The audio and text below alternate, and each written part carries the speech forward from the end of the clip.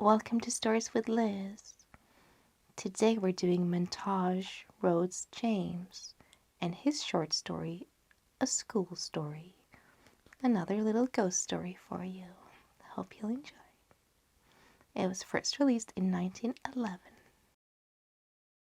Two men in a smoking room were speaking of their private school days. At our school, said A, we had a ghost's footmark on the staircase. What was it like? Oh, very unconvincing. Just the shape of a shoe with a square toe, if I remember right. The staircase was a stone one. I never heard any story about the thing. That seems odd when you come to think of it. Why didn't anyone invent one, I wonder? You never can tell with little boys. They have a mythology of their own. There's a subject for you, by the way, the folklore of private schools. Yes, the crop is rather scanty, though, I imagine, if you were to investigate the cycle of ghost stories, for instance, which the boys at private school tell each other. They would all turn out to be highly compressed versions of stories from books. Nowadays, Strand and Parsons and so on would be extensively drawn upon. No doubt. They weren't born or thought of in my time. Let me see. I wonder if I can't remember the staple ones that I was told. First, there was the house with a room in which a series of people insisted on passing at night, and each of them in the morning was found kneeling in a corner and had just the time to say, "I've seen it," and died. Wasn't that the house in Berkeley Square? I dare say it was. Then there was the man who heard a noise in the passage at night, opened his door and saw someone crawling towards him on all fours, with an eye hanging out of its cheek. And there was besides, let me think, yes, the room where a man was found dead in bed with a horseshoe mark on his forehead, and the floor under the bed was covered with marks of horseshoe also. I don't know why. Also, there was the lady who, unlocking her bedroom door in a strange house, heard a thin voice among the bed curtains saying, "Now we're shut in for the night." None of those had any explanation or sequel. I wonder if they go on still, those stories.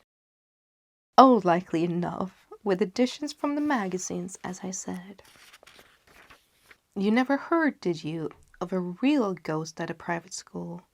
I thought not. Nobody has that ever I come across. From the way in which you say that, I gather that you have. I really don't know.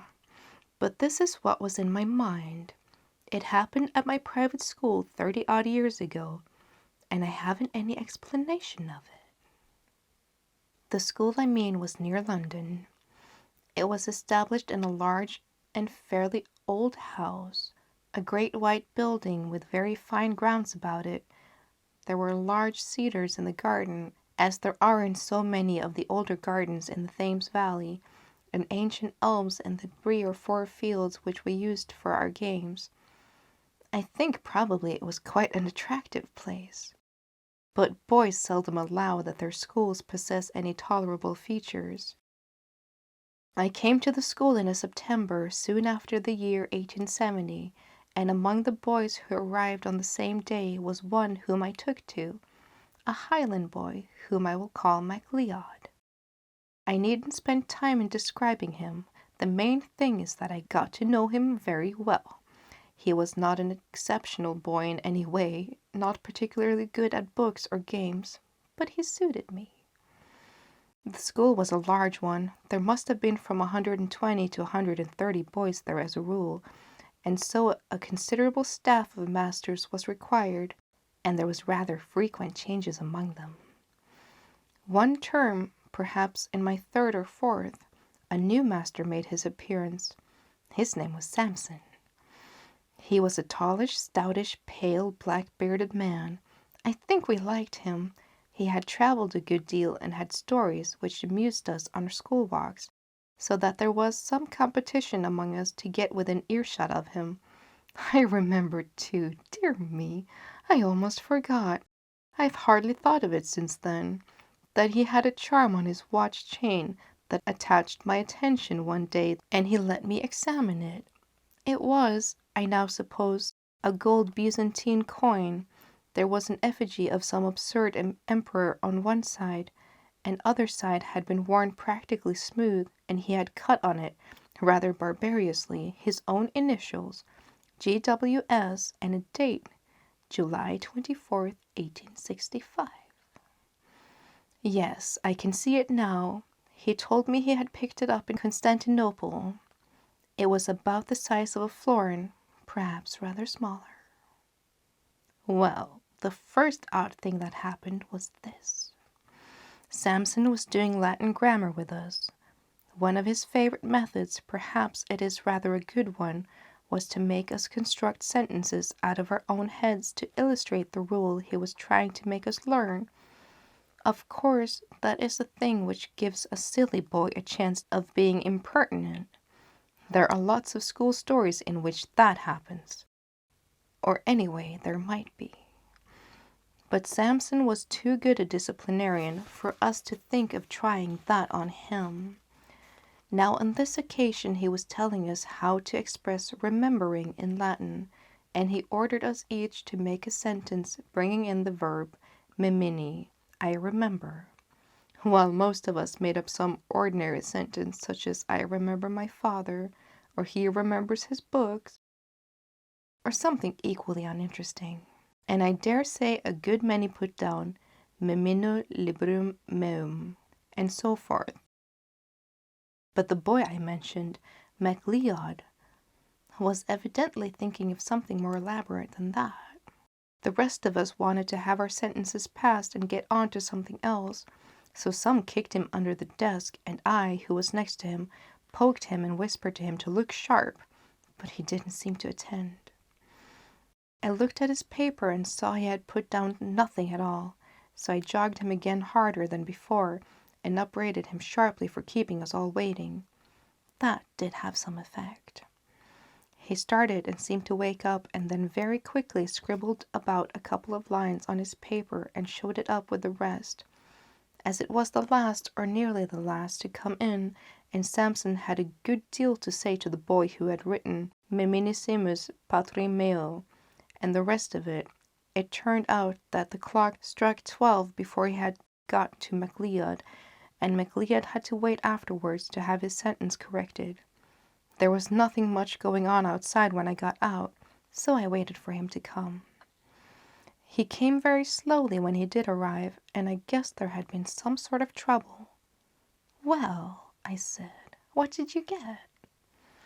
"Oh, I don't know," said MacLeod, "nothing much, but I think Samson's rather sick with me." "Why, did you show him up some rot?" "No fear," he said. "It was all right for as far as I could see. It was like this. Memento, that's right enough for remember, and it takes a genitive. Memento putti inter quattro taxos." "What silly rot," I said. "What made you shove that down? What does it mean?" "That's the funny part," said MacLeod. "I'm not quite sure what it does mean. All I know is it just came into my head and I corked it down. I know what I think it means, because just before I wrote it down I had a sort of picture of it in my head. I believe it means, 'Remember the well amongst the four.'" "What are those dark sort of trees that have red berries on them?" "Mountain ashes, I'd suppose you mean." "I'd never heard of them," said MacLeod. "No, I'll tell you. Choose." "Well, and what did Samson say?" "Why, he was jolly odd about it. When he read it he got up and went to the mantelpiece and stopped quite a long time without saying anything, with his back to me. And then he said, without turning round and rather quiet, 'What do you suppose that means?' I told him what I thought, only I couldn't remember the name of the silly tree, and then he wanted to know why I put it down, and I had to say something or other, and after that he left off talking about it and asked me how long I'd been here, and where my people lived, and things like that, and then I came away. But he wasn't looking a bit well." I don't remember any more that was said by either of us about this. Next day MacLeod took to his bed with a chill or something of the kind, and it was a week or more before he was in school again, and as much as a month went by without anything happening that was noticeable. Whether or not Mr. Sampson was really startled, as MacLeod had thought, he didn't show it. I am pretty sure, of course, now that there was something very serious in his past history, but I am not going to pretend that we boys were sharp enough to guess any such thing. There was one other incident of the same sort as the one I just told you. Several times since that day we had to make up examples in school to illustrate different rules, but there had never been any row except when we did them wrong. At last there came a day when we were going through those dismal things which people call conditional sentences, and we were told to make a conditional sentence expressing a future consequence. We did it, right or wrong, and showed up our bits of paper, and Sampson began looking through them. All at once he got up, made some odd sort of noise in his throat, and rushed out by a door by his desk.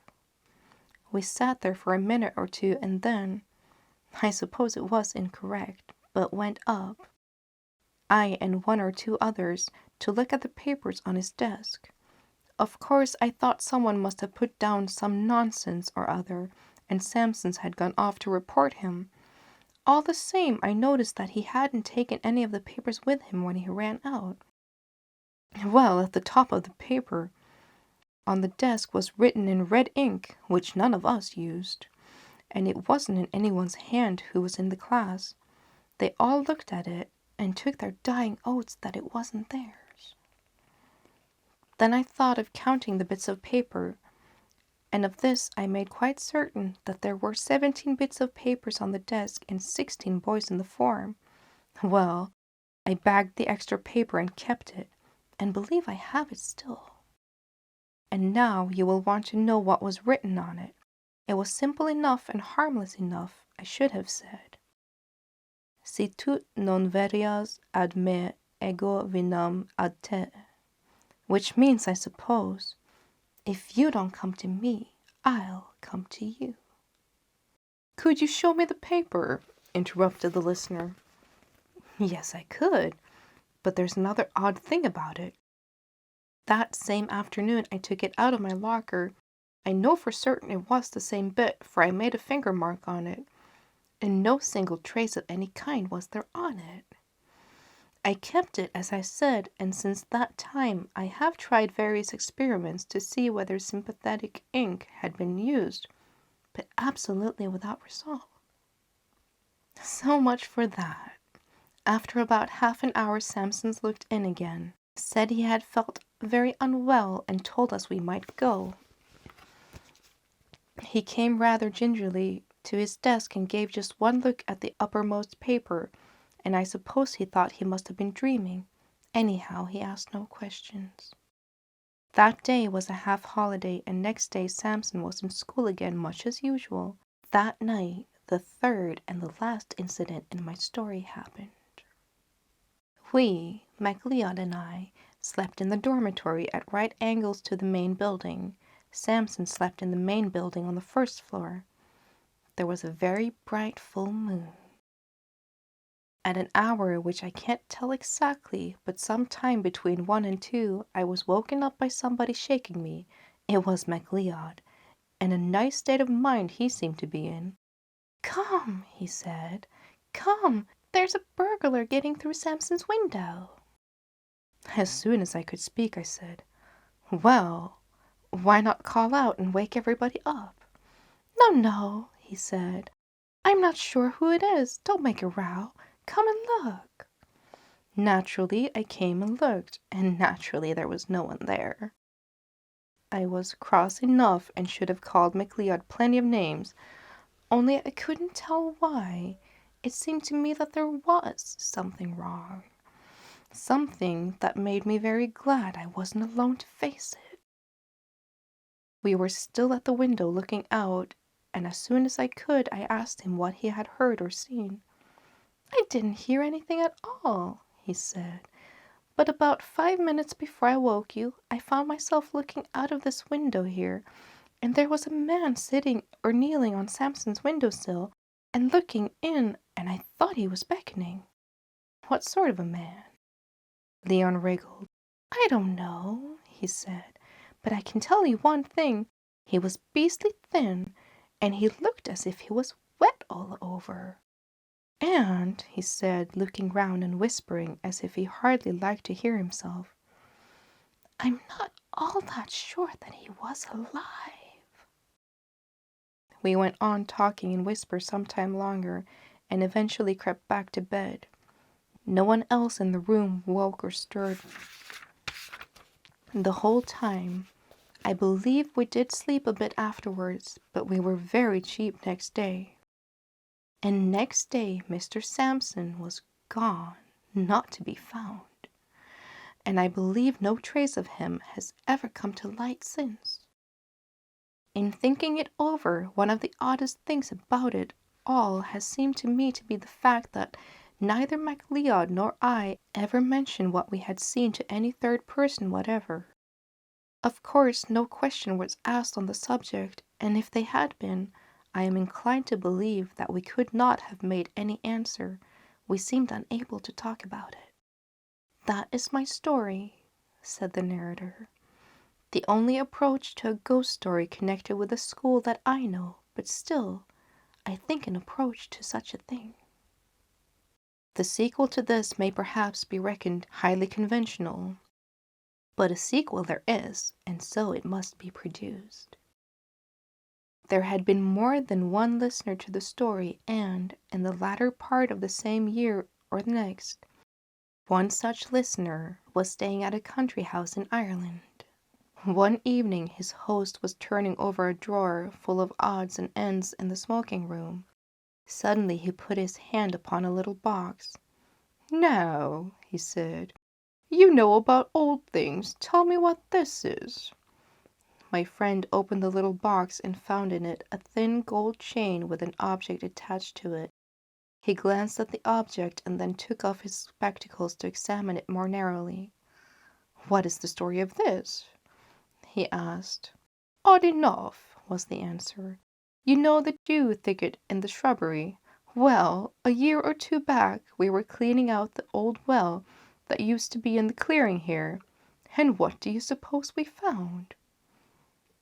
"Is it possible you found a body?"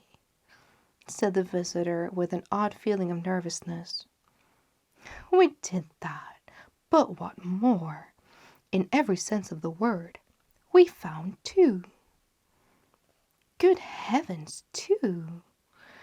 Was there anything to show how they got there? Was this thing found with them?"